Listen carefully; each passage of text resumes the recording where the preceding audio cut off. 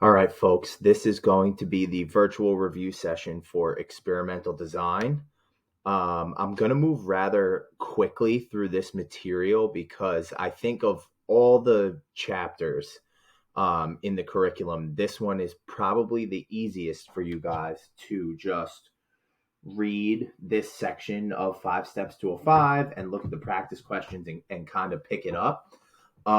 So I'm gonna review all the different vocabulary within this unit here, and then I have tons of practice questions, some multiple choice and some short answer to hit, and I'm gonna try and keep it as brief as possible. So with that, let's just hop right into it. So the first part of the experimental design unit deals with sampling, right? And the goal when you're, doing a study or an experiment is to work with a representative sample. And that is basically a sample that looks like the population that you're sampling from. And that is so you can generalize the results to the overall population, right? So if I'm doing, an experiment, a medical experiment or any type of experiment really, and I want to be able to generalize my results to the entire human population, I better have people who have all different characteristics from the entire human population, right? I should have males and females. I should have white people, black people, Hispanic people, Asian people, people of all different races, colors, genders, sexual orientation, cultural backgrounds, because that's what the human population looks like, right? If if I want to generalize the results of my experiment to all humans, but I only sample white males in my experiment, then my experiment is not generalizable to everybody in the human population. It's only generalizable to white males because that's who was involved in my experiment. Okay. So that's the idea behind generating a representative sample. You want a sample that looks like the population that you're dealing with. And the way that we get a representative sample is through randomization. Okay, so we are going to talk about randomization more a little bit later in this review. Okay. Um, One type of this isn't really a sampling method, right? Conducting a census, if you know about the US Census, a census is when you collect information on every single member of a population. So the United States does this once every 10 years, and they try and collect data on every single household in the US. All right. That's why it's called the census, because they're trying to include everybody. Okay. It's really not often possible for us to conduct studies or experiments where we speak to every single person in a population. And because of that, we generate samples.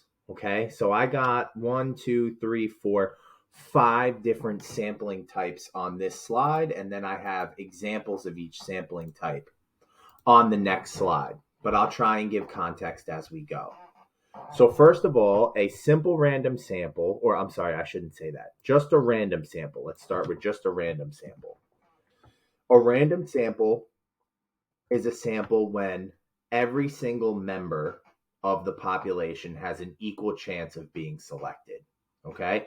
So, if you put a bunch of names in a hat and shake them up and pick them out one by one, you've created a random sample. Okay? Anytime most samples are going to be random samples if you use a proper randomization method, but not all random samples are simple random samples, because a simple random sample has the added caveat that if you're taking, let's say, a 5-person sample size, every single combination of 5 people from the population has to have an equally likely chance of being selected. And they give context here on this, right? It says, note that a sample can be a random sample, but it might not be a simple random sample. For example, suppose you want to sample 64 NFL football players. One way to produce a random sample would be to randomly select 2 players from each of the 32 teams. This is a random sample, but it's not a simple random sample because not all possible samples of size 64 are possible.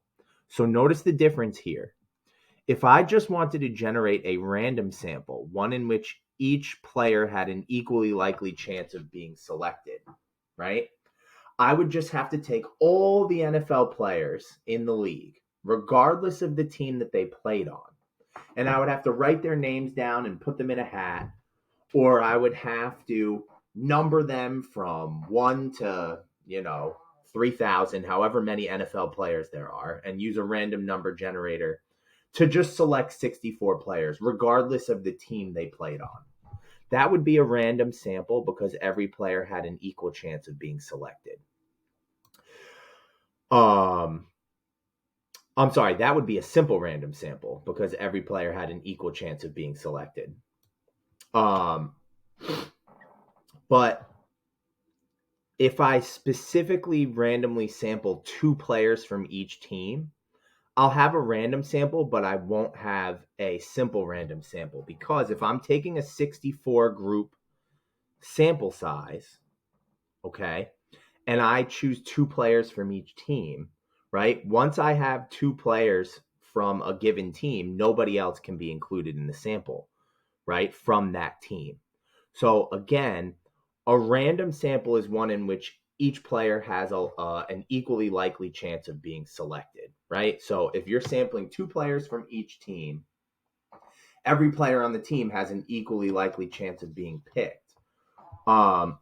In a simple random sample, each group of whatever sample size you're dealing with needs to have an equal chance of being selected. So again, if I just number all the players from 0 to 3,000 and I choose 64 players, that's a simple random sample because regardless of what team you're on, you have an equally likely chance of being selected into that group of 64. It doesn't matter how many players from each team end up in that sample. So I could end up with, 5 players from the Giants and 6 players from the Jets, or I could end up with 2 players from the Giants and 12 players from the Jets, right?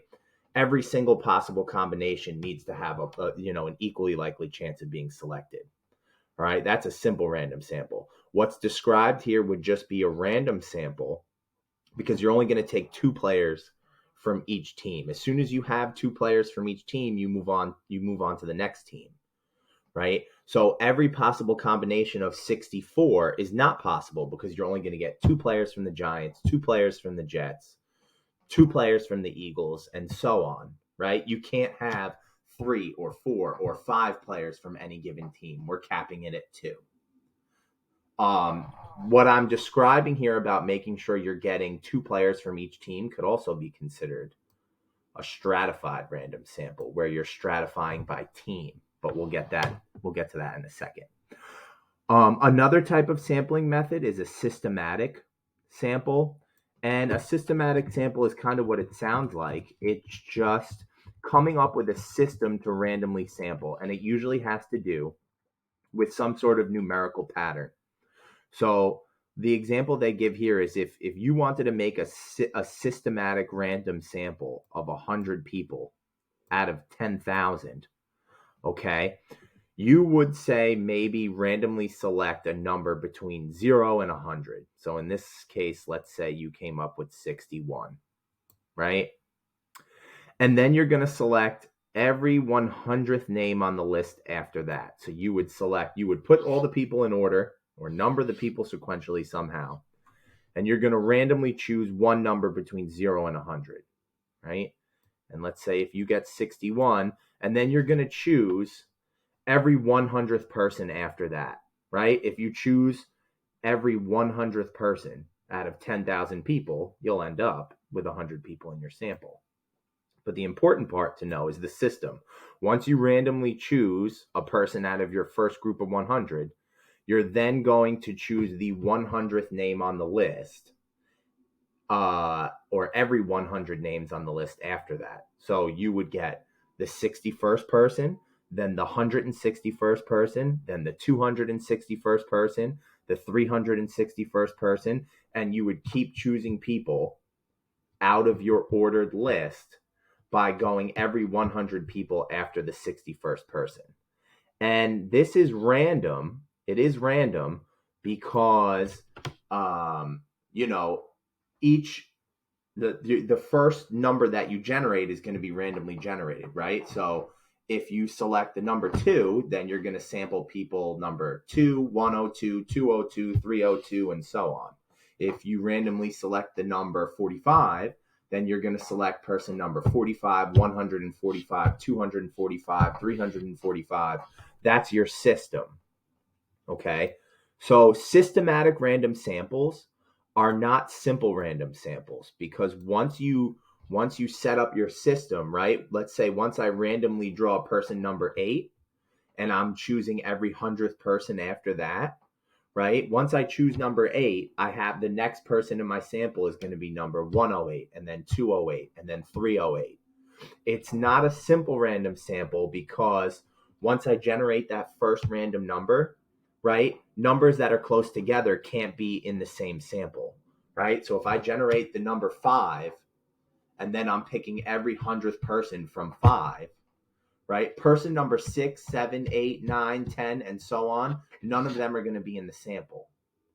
Okay? So we're going from 5 to 105 to 205. It's random because I randomly chose the first number, but it's not a simple random sample because not every possible combination of 100 people is going to be able to be selected. All right. Then we have stratified random sampling.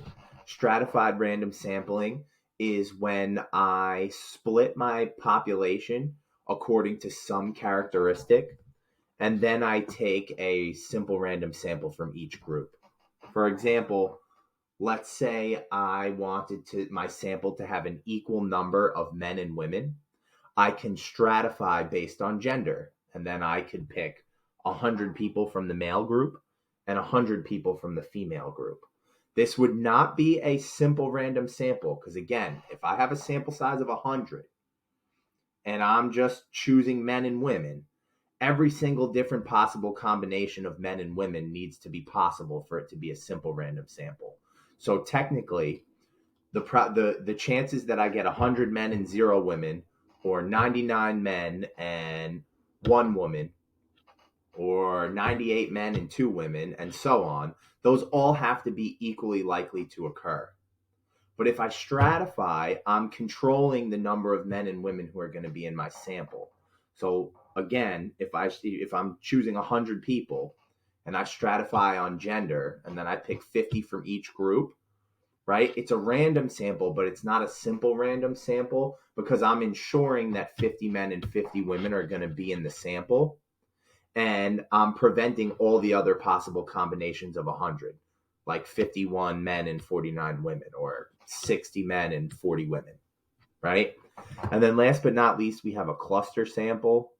Okay, a cluster sample is just when you group individuals together into clusters, and then you randomly sample the clusters themselves. And once your cluster is selected, everybody in that cluster is in the sample.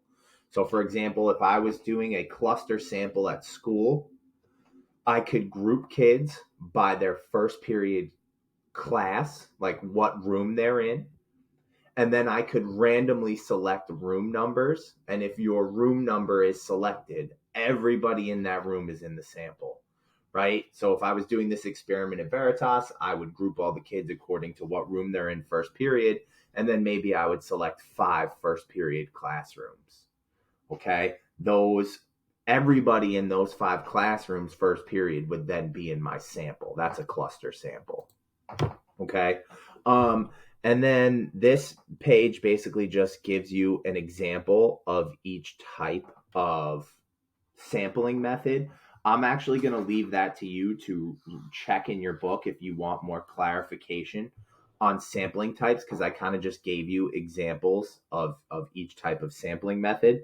So if you want further clarification on that, you can go and check it out in 5 Steps to a 5. I'll even give you the page number. A lot of these examples are coming from page 116. Okay, they give you tons of examples of each type of sampling method. Um, so after we talk about sampling methods, we have to make sure we discuss the different types of bias. All right. Your goal is to avoid bias at all costs. All right. Because if you have a biased sample, your study or your experiment is really not worth anything. Okay. One type of sample is called undercoverage. And that's when we accidentally exclude part of the population from ever being sampled at all. Okay. And the example that I gave to you guys during the year about this was from that election way back in, like, I think it was like the early 1900s or maybe even the late 1800s. I can't remember the date. But the idea was the newspaper wanted to predict the winner of the election. So they went through the phone book. Okay. And they pulled people that they pulled out of the phone book. They randomly selected people out of the phone book. The problem was at the time, only wealthy people were able to afford phones. So the undercoverage here was that anybody who was poor and couldn't afford a phone had no chance to be in the sample. And this was a true story, and it's a very famous case because the newspaper predicted that candidate A was going to win in a landslide because they were only polling rich people, and rich people all tend to vote the same way. All right, that's not an absolute rule, but a general rule of thumb. And poor people tend to vote the same way as well, right? So there are more poor people than rich people. When that election actually happened, candidate B, the candidate that the newspaper didn't predict, won in a landslide because the newspaper was not capturing all the poor people who were going to vote. Okay, that's an example of undercoverage. There's also an example or examples of voluntary response bias and then very closely related non response bias, right? Voluntary response bias comes from self-selected samples. So what does that mean? Um, if a local, I think the example that is it here? No. So somewhere in the book they give an example of like a local radio station um asking people if a local sports team should fire their coach after a really bad loss to like the team's rival. And the idea here is that the people who are listening to the local radio, those who are really upset by the recent loss of their favorite sports team, are going to be the ones who are most likely to want to call and give their opinion on whether or not we should fire the coach, right? So that local radio station might get flooded with phone calls of people who say, you got to fire the coach, you got to fire the coach, you got to fire the coach, because those people are angry that their team lost. And the people maybe who don't think you should fire the coach, they're not as fired up. Okay, they're less likely maybe to respond to your question because maybe they're just not as passionate about it, right? So you got to be careful with voluntary response bias. When the people in the sample select themselves, you open yourself up to voluntary response bias. And very closely related is the idea of non-response bias, right? So for example, if I'm, conducting a study of some kind and I send letters to people's houses, all right, and it's voluntary for them to respond to my survey questions, right? I'm going to open myself up to non-response bias because what is it about the people who are not responding?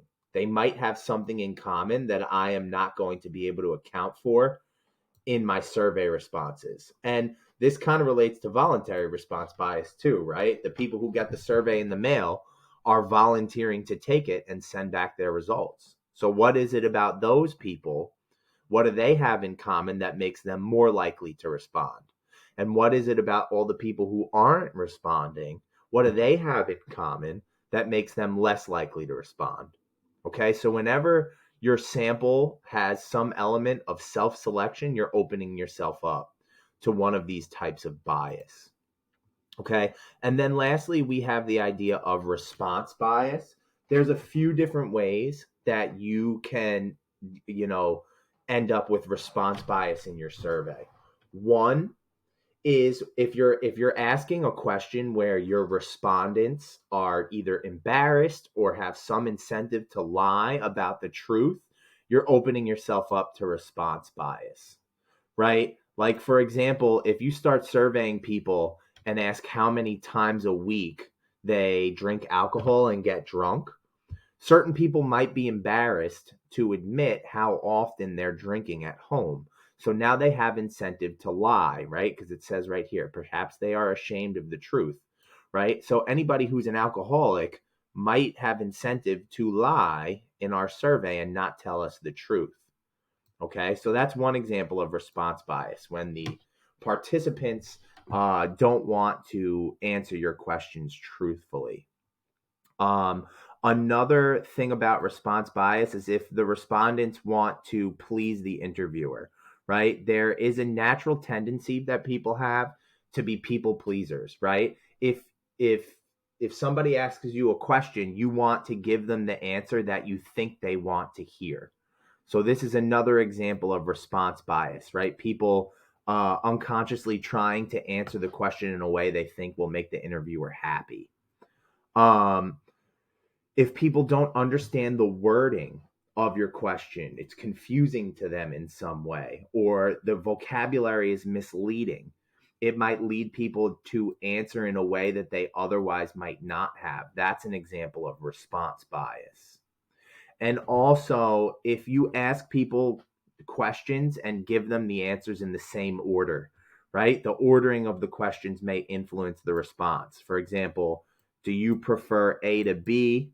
You may get different responses than if you ask, do you prefer B to A, right? Like if I ask people, do you like chocolate ice cream or vanilla ice cream? And I ask the question like that to every single person, the people who don't really care might be more likely to pick chocolate because it's the first thing they heard, right? So when you are giving a survey to a group of people, you should, to the best of your ability, kind of jumble the answer choices to each person that you give it to so that people aren't, systematically choosing a response because it was the first answer choice that they heard or it was the last answer choice that they heard.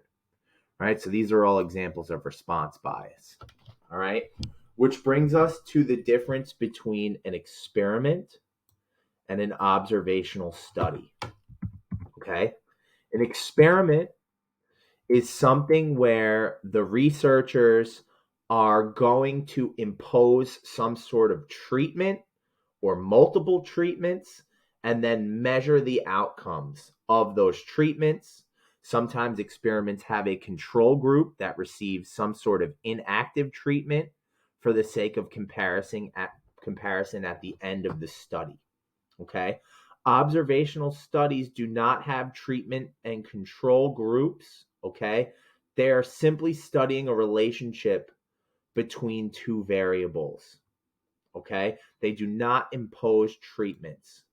Okay. So let me talk about that a little bit, the difference between the two, right? So, an observational study might be gathering data on people's weight and their likeliness to be diagnosed with heart disease, right? You might collect records of patients and their weight and whether or not they were diagnosed with heart disease in their lifetime. And you might notice in that observational study that people who are overweight were more likely to get heart disease. But that's just an observational study. You didn't impose a treatment and a control group, okay?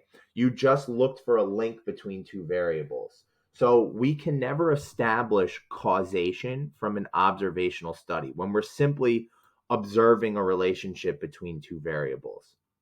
Experiments are different.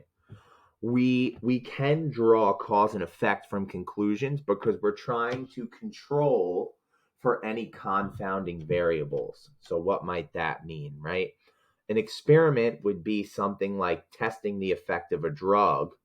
You would randomly assign people to different groups, and one group might get the drug, and another group might get a dummy pill or a placebo, right, to control for the placebo effect.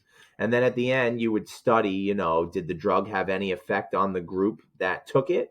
And how does that compare to the control group? So it's really important to understand the difference between an experiment and an observational study. Okay, so moving on, I'm trying to go quickly so we can get to the practice questions. So one type of experiment is an experiment that has a completely randomized design.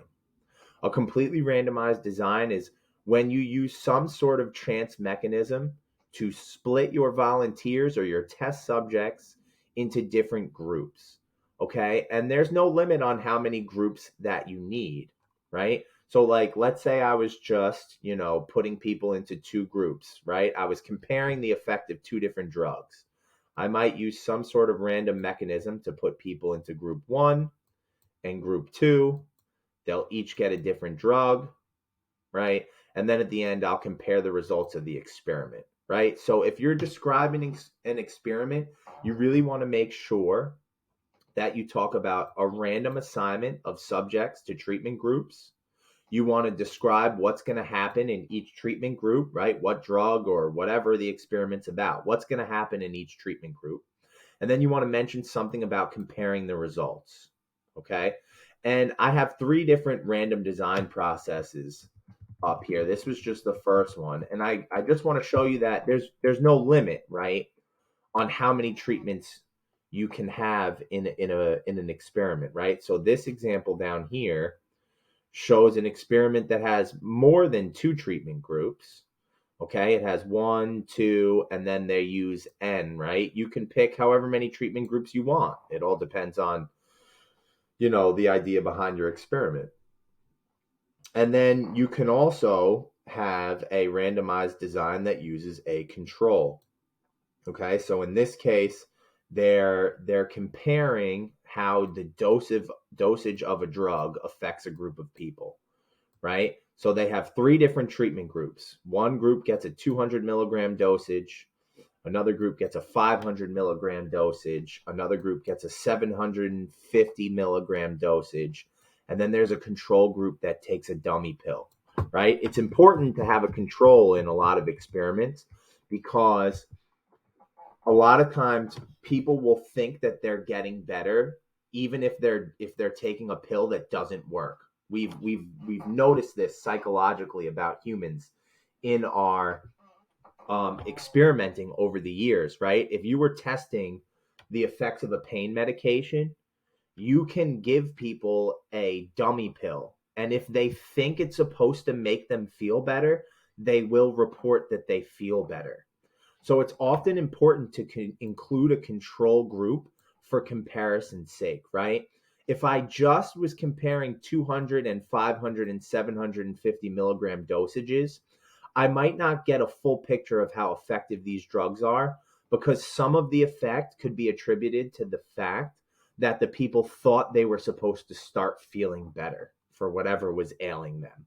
So I put this control group in, right? And I might notice at the end of my experiment that all 4 groups of people, right? Maybe we're testing a drug on pain relief. All 4 groups might report that they experienced pain relief because even this control group down here thinks that what they're taking is supposed to help them. So they start reporting that they experience pain relief too. So now what's great for me to do if I have this control group is to see, did the groups that got active medication report more pain relief than the control group? Because if they don't, then the drug might not actually do anything. The only improvements that I might see might be from the placebo effect, that people think they're supposed to get better, so they report that they got better. But if I notice that, the control group improved a little bit, but 500 milligrams improved a lot, way more than 200 milligrams and way more than 750 milligrams, I might be able to draw a conclusion from that experiment that 500 milligram dosage is the best for pain relief. Okay. So that's the idea behind a completely randomized design. Okay. We're going to get to randomized block design in a second, but before I get there, I'm quickly going to touch on blind experiments. So you got double blind and single blind. Single blind, I'll start with, even though I don't have that on the page here. Single blind is when either the researchers or the experimental units are not aware of which treatment group they're in. So a single blind study at a doctor's office might be the doctor might know who's getting a placebo and who's getting an active medication, but the patients don't know which group they're in. And that's important, right? You wouldn't want the patients to know which group they're in because that could definitely influence their responses when you're trying to gather data at the end of the experiment. But even the doctors knowing which group each subject is in could actually affect the outcome of the experiment because when the doctors are collecting data from the patients at the end, they could say things inadvertently that could clue in the patients on which group they're in and what results the doctor is expecting from them. So a double blind experiment is when both the researchers and the subjects don't know who's in what group. There has to be some outside statistician who's running the experiment, and he's the only person that knows which subjects were receiving which treatments. And nobody who interacts with the subjects can know who's in what treatment group. That way, there's no possible way to contaminate the responses of the subjects. Okay? Now, when we talk about randomization, there's a lot of different ways, and if you're asked to design an experiment, you're going to have to detail the process you use to assign your subjects to each treatment or control group. My best advice is to always talk about using a random number generator. I would say, well, I would avoid any chance processes that have to do with dice, spinners, flipping coins. Okay. I talked about in class why those can be problematic. All right. I'm not gonna stress that too much here, but I'm gonna say if you're asked to design a random process of some kind, your best bet is to say that you're going to use a random number generator, right? You're going to order your subjects and number them from 1 to however many subjects you have. And if you need a sample size of 100, you're going to ask the random number generator to pull 100 numbers, and those are going to be your subjects. All right, for it works for any sample size. Okay, if you don't want to go that route, you can always default to drawing slips of paper from a bag or from a hat, right? So write all your subjects' names down or number them from 1 to whatever, and then number little slips of paper or write the subjects' names on little slips of paper, put them in a hat, shake them up, and randomly choose them. Okay. Again, I would stay away from coin flipping or dice rolling. Okay. You don't want to use those chance mechanisms. Okay. But using a random number generator to help you select your groups is always a solid way to go. Okay. So now I'm quickly going to touch on randomized block design. Okay, randomized block design is kind of similar to stratifying, but stratifying is a sampling method, while randomized block design is an experimental design method. Okay, so here's what I mean by that. Let's say I was testing a medication, right? So you can see I got a 500 milligram medication. Maybe it's an antidepressant. Okay, and I want to study people's mental health before and after they take the medication. The first thing I'm going to want is I'm going to make sure I have a control group, right? So I want everybody in my experiment to be taking a pill to control for the placebo effect, right? And within each group, one group is going to get an active pill that actually does something, and the other group is going to get a control where the pill actually doesn't do anything, right? But we want to make sure that the subjects don't know are they getting an active ingredient or are they getting the dummy pill, so that we can really just focus on is the medicine working or not, right? That's one layer of this. But where randomized blocking comes in is, let's say I thought your gender was going to have some influence on the experiment. Okay. If I thought, let's say, males were going to react more favorably to this medication than females, then that's important and that's going to influence the outcome of my experiment, right? So let's forget about the blocks for a second. If I didn't block here and I just randomly assigned um, people to one treatment group and one control group, well, since I think that males might respond more favorably to the treatment, and let's say that's true, right? Well, what if just due to random chance, my treatment group ends up with more males in it and my control group ends up with more females? If males are more likely to respond well to this medication, it's going to make the experiment look like the treatment group received great improvements because the males were more likely to improve on this drug, and I ended up with more males in the treatment group just due to random chance. Or even in reverse, if more females ended up in the treatment group due to random chance and they don't respond as favorably to the drug, I might conclude at the end of my experiment that the drug doesn't really work. But maybe it does. Maybe it works really well on males. It just doesn't work really well on females. And now I've obscured the results of my experiment due to random chance alone. I had more females in my treatment group. They didn't respond favorably to the drug. And so I incorrectly conclude that the drug doesn't work, right? So how do we deal with this? If you think that there is a variable in an experiment that is going to influence the outcome of the experiment, you might want to control for that confounding variable by blocking. So in this case, I might block my volunteers into two groups, male and female. This part is not random. I am specifically separating the males from the females because I believe that gender is going to have some influence on this experiment. And then once I've set up my blocks, then I can use some random method, maybe a random number generator, to assign my subjects to a treatment and a control. And then I can compare just for the males and I can compare just for the females. And that way, the breakdown of the genders within my groups doesn't influence the experiment. Over here, I'm comparing a male treatment group to a male control group.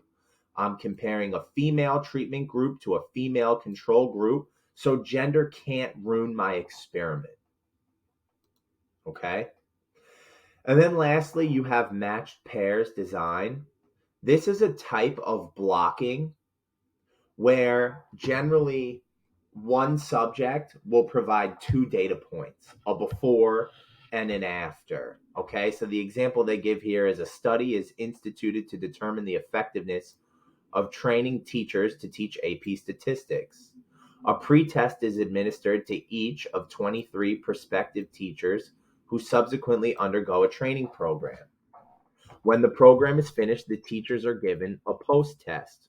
A score for each teacher is arrived at by subtracting their pre-test score from their post-test score.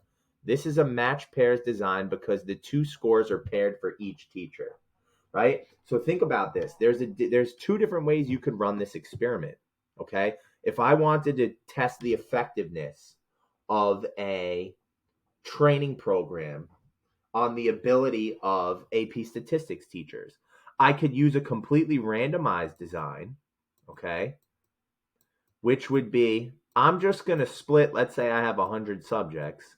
I'm just going to split them into two groups, 50 subjects in a treatment group and 50 in a control.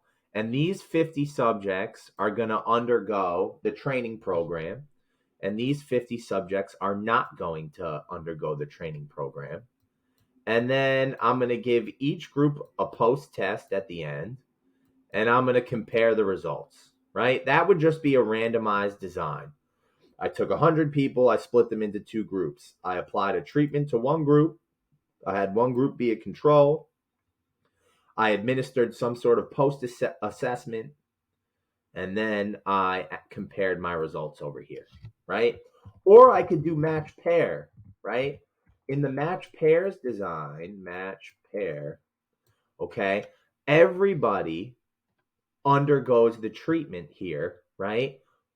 But each person is going to provide 2 data points, right? So in this case, they sampled 23 people. We're going to give 23 people some sort of pre-assessment. And then after the treatment, right? Here's the treatment. After the treatment, I'm going to take those 23 people and I'm going to assign them a post test as well. And I'm going to see if they improved. Okay. In this way, I'm controlling for all confounding variables because each person provided me with 2 data points. So if I was one of the teachers in this experiment, you would have my pre-test data and my post-test data.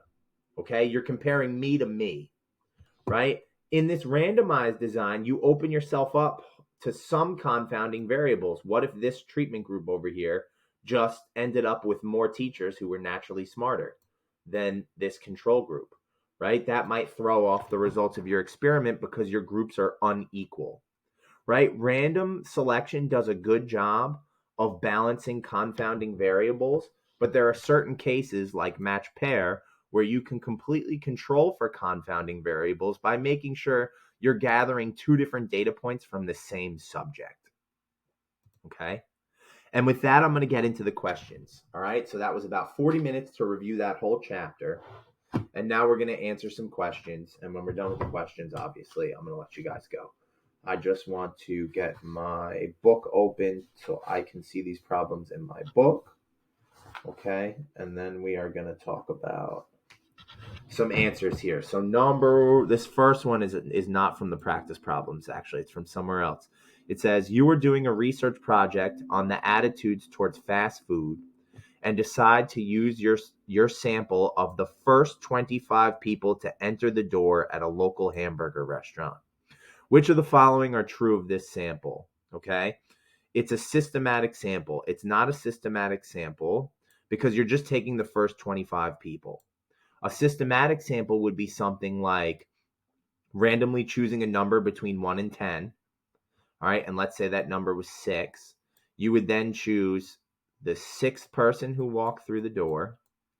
And then every 10 people after that, let's say. So you would choose person 6, 16, 26, and so on. That's an example of a systematic sample. This is definitely a convenience sample, okay? You went to a hamburger restaurant, even though your experiment is about people's taste in fast food, and you just sample the first 25 people you see, right? The first easily 25 accessible people, right? This is definitely not random. It's not a simple random sample. And I wouldn't say it's self-selected because you didn't invite an open invitation for people to respond. These people just happened to be the first 25 that walked in the restaurant. So that's an example of a convenience sample. All right. Now, these are the practice questions from the end of the chapter. And you can pause after I read each question. And you can try and answer it before I do. Okay. Number 1 says data were collected in 20 cities on the percentage of women in the workforce. Data was collected in 1990 and then again in 1994. Gains or losses in this percentage were then measured upon which the study's conclusions were based. What kind of design is this? All right. So first of all, this is not an experiment. It's an observational study. It's an observational study because I didn't impose any treatments. I didn't run any programs to try and boost the number of women in the workforce. I simply collected data, once in 1990, once in 1994, about different cities and the percentage of their population that's in the workforce that are women. Okay, and then I compared the results in 1990 and 1994. This is also a matched pairs design because these data points are being compared city to city. So I'm comparing New York in 1990 to New York in 1994, right? And I'm comparing LA in 1990 to LA in 1994, okay? So it is matched pairs because I got 2 data points from each city. That's what I'm comparing. And it's an observational study because I didn't impose any treatments. Okay? So this one has got to be E. Okay, let's keep it cruising here. Which of the following is important in designing an experiment? One says control of all variables that might have an influence on the response variable. Two says randomization of subjects to treatment groups. And three says use a large number of subjects to control for small sample variability. All of these things are important. So this one's got to be D, 1, 2, and 3. Okay? Whenever you're doing an experiment, if you think that there are outside variables that can influence your results, you definitely want to control for them. Just like I was saying before when we were talking about block design. If I think male or female gender is going to influence how people respond to a drug, I'm going to want to control for that in my experiment, maybe through blocking. You always want to randomly assign the subjects to the treatment groups, okay? Without randomization, you cannot generalize the results of your experiment to the entire population. You got to make sure that it's completely random who ends up in what group. And lastly, using a large number of subjects, that's important, right? Because you really want to see replication within your experiment, right? If I do a study and I only have 2 people in my treatment group, and those 2 people happen to improve through whatever treatment I imposed on them, right? That's such a small sample size. It could just be luck or random chance that the 2 people I applied the treatment to happen to improve in whatever characteristic I'm measuring. So when you do experiments, large samples are better because if you can show that your results apply to a large number of people, that's always better than having results that are only appeared in a small number of people, right? So this one's got to be D. And let's keep it rolling. I'm sorry that these are kind of small here. Maybe I can make these bigger real quick. That's pretty big. How about this? All right, what does this one say? Number 4 says, your company has developed a new treatment for acne. You think men and women might react differently to the medication, so you separate them into 2 groups. Then the men are randomly assigned to 2 groups, and the women are randomly assigned to 2 groups. One of the 2 groups is given the medication, while the other is given a placebo. This basic study design is going to be blocked by gender, right? I think that the men and the women are going to respond differently to this treatment. So I broke them into male and female. And then within each block, I gave a treatment and a control. A treatment and a control. Okay, so now when I compare at the end, I'm comparing males to males and females to females. Okay, so it's got, your answer had to say blocked. Okay, so this one doesn't say blocked. This one doesn't say blocked.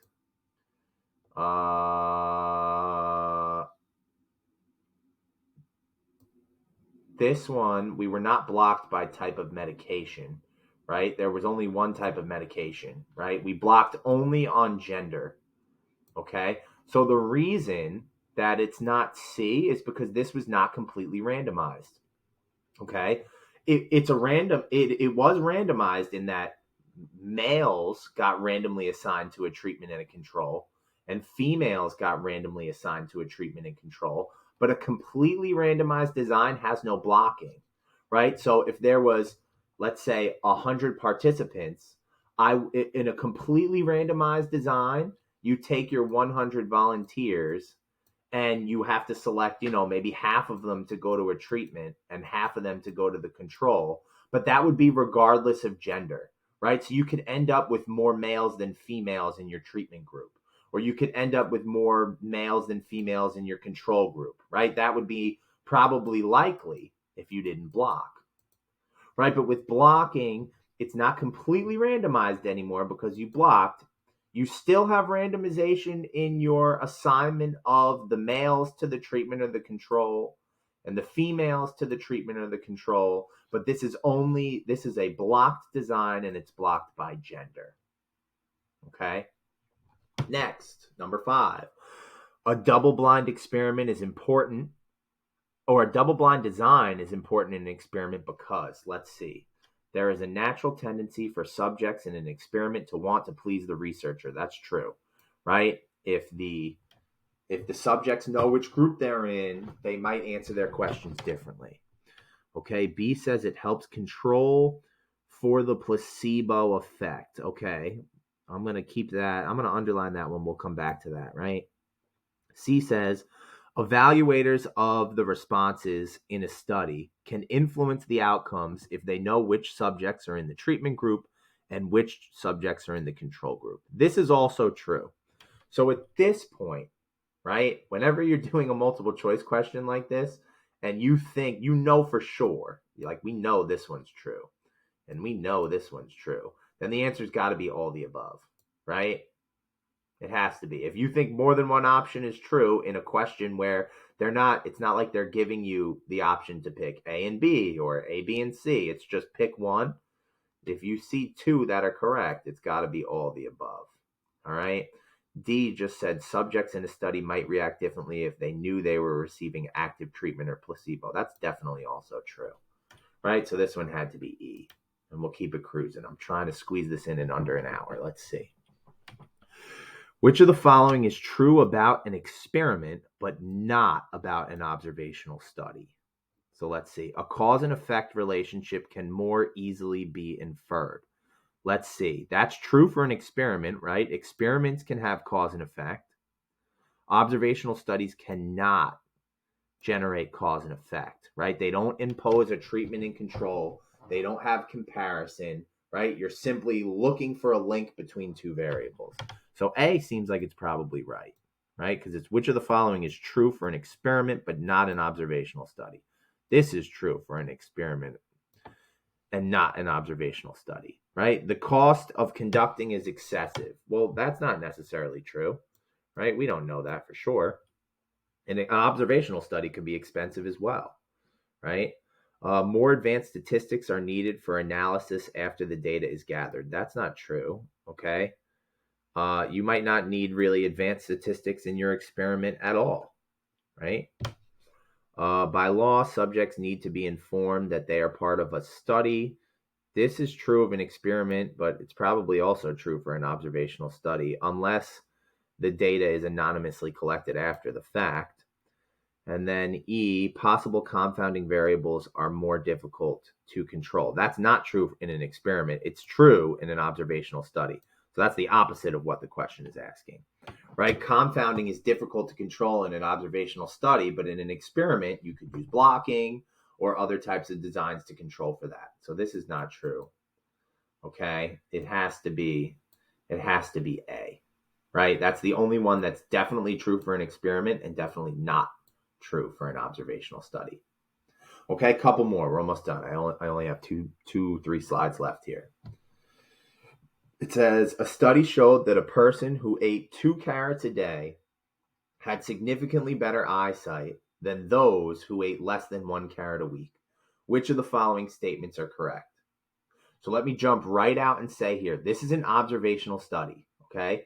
A study showed that people who ate 2 carrots had significantly better eyesight than those who ate less than 1 carrot a week. Think about that.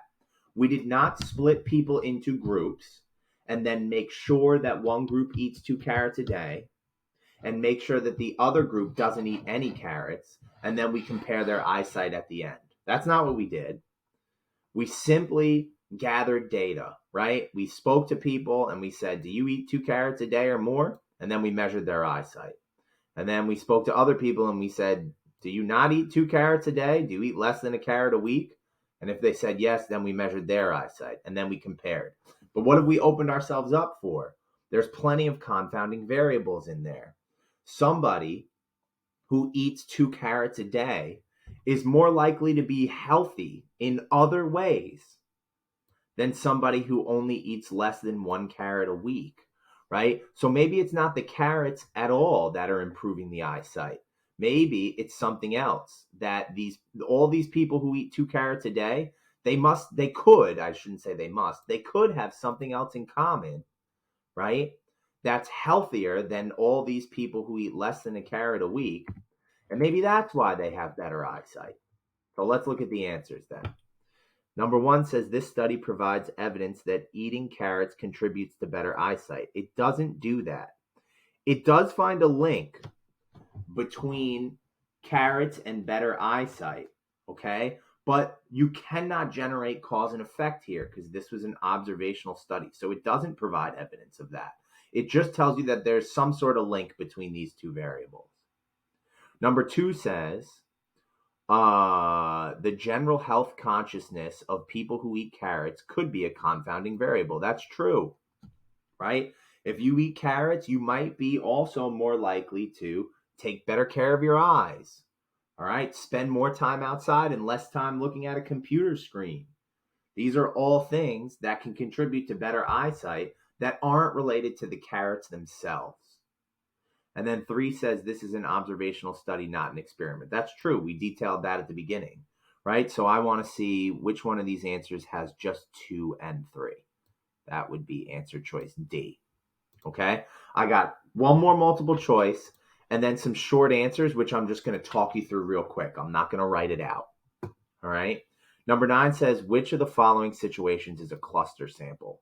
So we're looking for a sampling method that splits people into groups and then samples whole groups somehow. So A says, survey 5 friends concerning their opinion on a local hockey team. That sounds like a convenience sample, right? You just go to 5 friends. B says, take a random sample of 5 voting precincts in a large metropolitan area and do an exit poll at each site. That sounds like a decent way to describe a cluster sample, all right? Because you're sampling precincts and then you're going and conducting an exit poll at each precinct. So all the people who go to that precinct are going to be included in your exit poll. But let's just double check and see if there are any better answers. C says measure the length of time each 5th person entering the restaurant waits to be seated. That's systematic, right? I put a system behind my sampling method, okay? Doesn't matter who you are that walks into the restaurant, every 5th person is going to be studied. That's systematic. D says, from a list of all the students at your school, randomly select 20 to answer a survey about the internet. That's a simple random sample. That's not a cluster sample, right? If I'm randomly pulling 20 out of all the people in my school and everybody has an equal chance of being selected, and every possible group of 20 has an equal chance of getting selected, all right, that's a simple random sample. And then E says, identify 4 different ethnic groups at your school.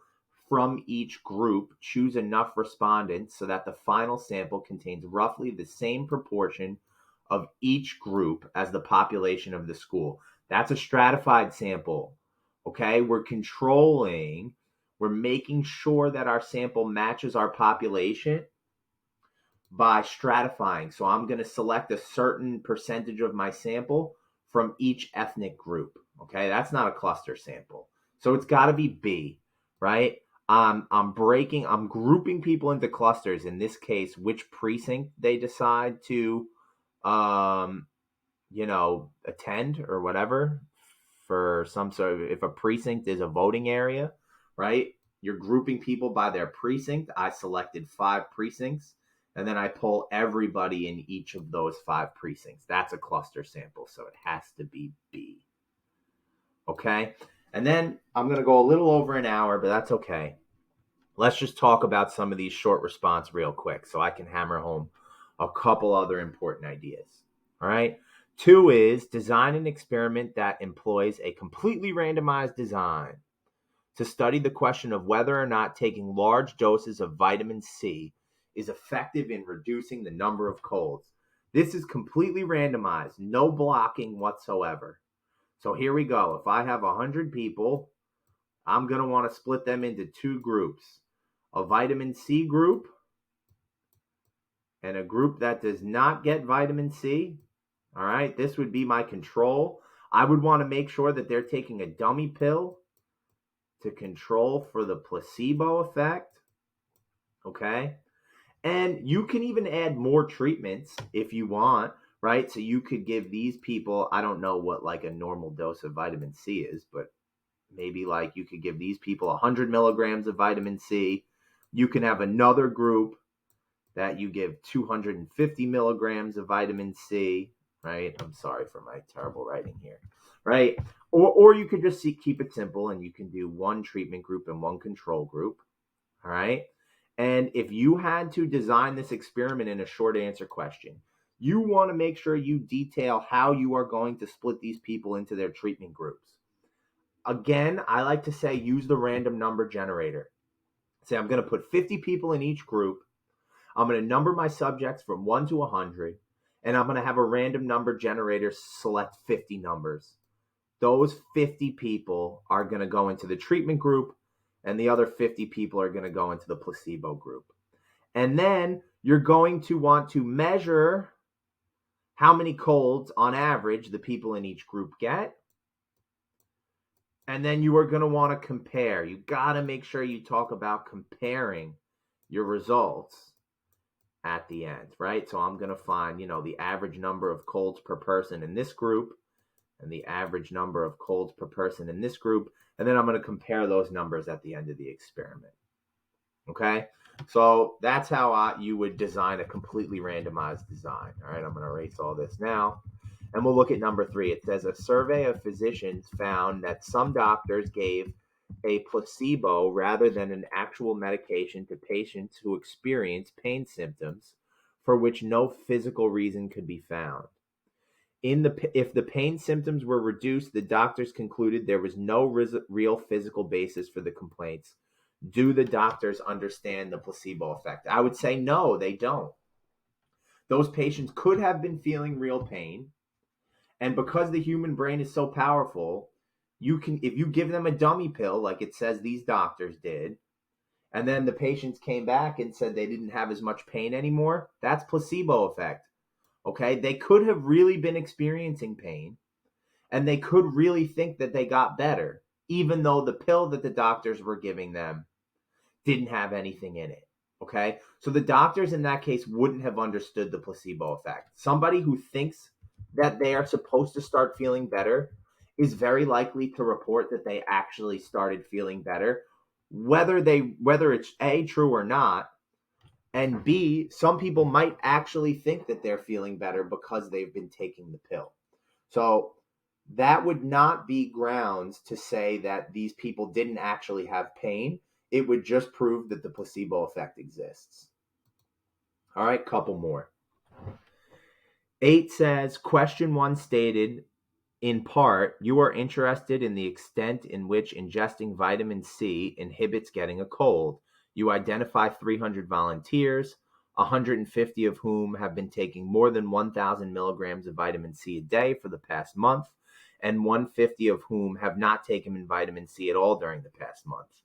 You record the number of colds the following month for each group, and you find that the vitamin C group had significantly fewer colds. Explain the concept of confounding in context of this problem and give an example of how it might have affected the finding that vitamin C group has fewer colds. So this is an observational study. It would be one thing if I had 300 volunteers and I used random assignment to sort them into a treatment group that got vitamin C and a control group that did not. Then you can have cause and effect, because you can assume that any confounding variables that might influence this experiment got evenly split between the treatment and the control group when you did your random assignment. The problem with what is described here in question 8 is that I found 150 people who were already taking vitamin C. And then I found 150 people who already weren't taking vitamin C. Okay, what's a confounding variable here? Well, somebody who's already taking vitamin C might be more conscious about getting sick. That might be why they're taking vitamin C in the first place. And so those people maybe have better hygiene habits. Maybe they wash their hands more after they go to the bathroom. Okay, maybe they keep their house cleaner. Maybe they don't touch dirty things in public. Or maybe they're just more likely to do all these things than the group of people who are not taking vitamin C. These people aren't taking vitamin C, and so they might be more likely to not care as much about getting sick and not care as much about hygiene. So, because I didn't randomly assign subjects to groups, I studied people who were already taking vitamin C or not taking vitamin C. It's an observational study. I opened myself up to all sorts of confounding variables, and I just gave you an example. So, like, I can give you a good example with teachers at our school. Miss McCartney, she's a huge germaphobe. She's probably somebody who's more likely to take vitamin C because she hates getting sick. I also know that, you know, she's someone who's more likely to wear a mask when someone she knows is getting sick. She's definitely more likely to sanitize her hands before she eats. Meanwhile, you got somebody like me who I don't really get sick that often, so I'm not really worried about it. I don't take vitamin C. I don't really use hand sanitizer that much, right? I mean, I wash my hands, but Miss McCartney, I see she sanitizes her hands every 5 seconds, right? So comparing, myself and Miss McCartney and using vitamin C as a basis to say why one of us gets more sick than the other would not be valid because there are confounding variables there. She's more likely to take vitamin C because she's already a germaphobe, right? She's already taking other precautions to prevent herself from getting sick. Whereas I'm not a germaphobe, so I'm not taking those precautions.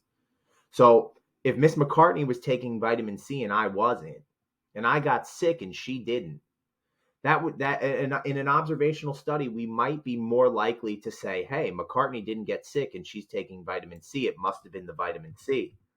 But it really could just be that she's a germaphobe. She's taking extra precautions to not get sick, whereas I'm not. So be very careful with the difference between experiments and observational studies. Okay? Last two. 9 says a shopping mall wants to know how the attitudes of all shoppers wants to know about the attitudes of all shoppers who visit the mall. On a Wednesday morning, the mall places 10 interviewers at a variety of places in the mall and asks questions of shoppers as they pass by.